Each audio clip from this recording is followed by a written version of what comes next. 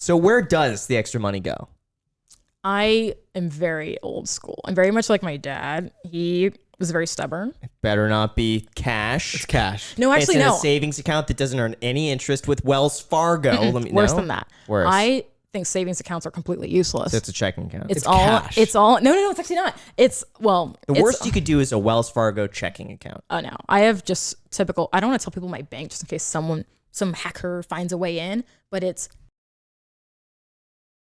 Which one is it? Okay. I'm with them. okay. Yeah, I'm with them. it's a good They're one. fine. Okay, Sure. just because I feel like they find They're a not way the to hack best. in. For a business account, they're really good. Yeah, so I have a business account for, they kind of bleed into each other, but I have a business account, which is just where my YouTube earnings go into, I guess. And then I have a personal account, which is just, it still is. Oh no, I just said it. I love TD Bank. It's just in my checking account, Yeah, sure. but a long time ago, actually did Dogecoin when it first came out. Didn't put in that much. I wish I did, because now it's not a joke anymore. I'm like, oh, there's Dogecoin millionaires. How much did you put in Dogecoin? Just $300. And what did it turn into? I think it was like 1,300. And you sold at 13. Yeah. What would that have been worth now? Oh, I feel like, well, it's hard to tell. I would think probably at least something tells me maybe 13,000. Yeah. How long ago did you buy? This was 2017. Wait, no, this is 2018. Okay, no, it'd be worth a lot. Yeah. Don't remind it would me. be 18. That would have been. It would be worth at least like 45 grand. Yeah, that would have. Because it was a fraction of a cent back then. Mm-hmm. Yeah. Yeah, that was like 0.002 cents. That was a lot of money to me back then. Like 0.2 cents or something like that. Yeah. And I'm someone who's just, I didn't get the finance talk from my parents. So even doing that was like, whoa, this must be some pyramid scheme. I don't understand this investing thing. But so I just keep it all in savings because I wanted to honestly just make a huge risky. A YOLO? A gamble? Yeah. No. Not all of it. But I just mean, for me, I'm talking like $20,000 to $50,000. Just hire someone. I mean, to help that me. is a lot. Hire to somebody. YOLO. So I'm guess at this point, there's got to be 6 figures in that account just sitting there not doing anything. Yes. That's a big opportunity cost because the market has gone up in the last year. It's something like 20-30%. Yeah. So take whatever you have. 30% is basically how much you missed out on by not investing your money. Mm-hmm. And I didn't know. I knew. I just didn't know where to go to. And actually, Robinhood app worked with me on a sponsorship. And that's when I found out about it. Like, actually, how to invest. I still don't know, to be honest. But they have a program called, Learn Robinhood. You don't need any of that. Yeah. But I worked with them. So I just use the Robinhood app. I just have something in S&P. What's it called? S&P Vanguard. Spy. Whatever. Yeah, Vanguard, sure. Just that. I don't even look at it, to be honest. I don't know what I'm waiting for. I think it's just a fear of losing the money. No.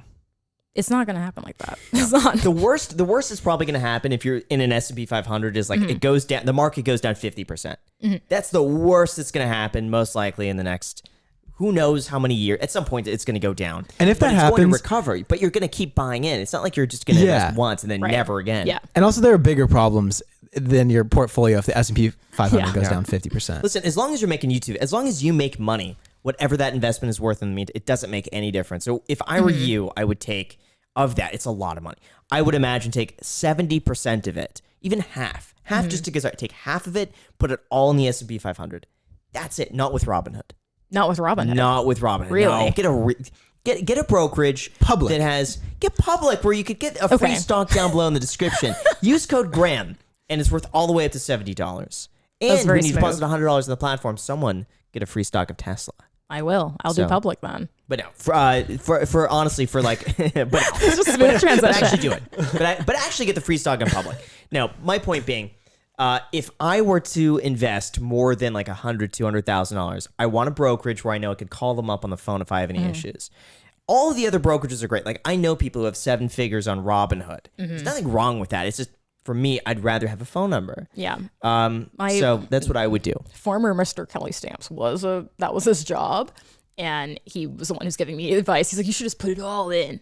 I'm like, I don't trust you, Stan. But he was the one who was telling me that same advice. Wait, so when did he tell you to put it all in? Oh, this was not all in all of it, but he was saying if I, go off and become a commercial pilot and just use my YouTube money as investing money. This was 4 months ago.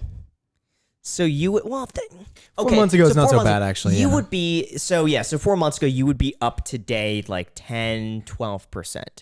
Just still, I mean, that stinks. That's a 10% just for 5 minutes of work. Yeah. I would do that now.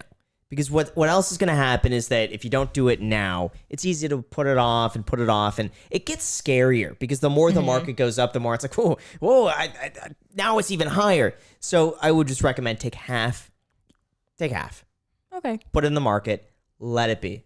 Don't ever look at it again. And psychologically too, just treat it like that money's gone.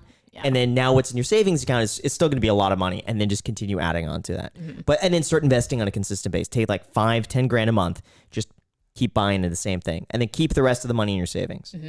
I kind of see my YouTube income as, I mean, it's real, obviously, but it just doesn't seem real to me. Like, how do I earn that much? So I just want to play around with it because I'm not all of it. Yeah. I'm not going to be like the gamblers at the Golden Nugget. Like, put it all in, Marty.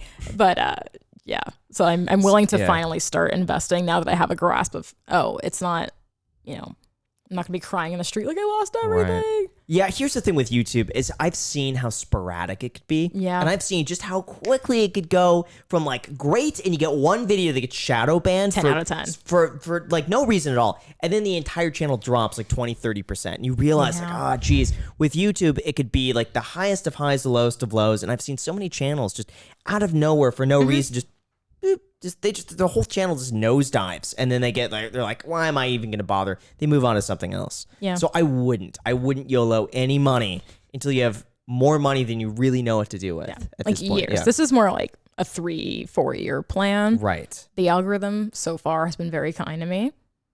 I've And been I think on it her will good be. side. I think it'll continue to be kind to you, but you Don't do never know. Yeah. Yeah. All it takes, my opinion, is it's the algorithm could change at any moment, and you got to prepare for that. So I've always prepared like next month is going to be the last month, and then hopefully it's not. Right. Yeah.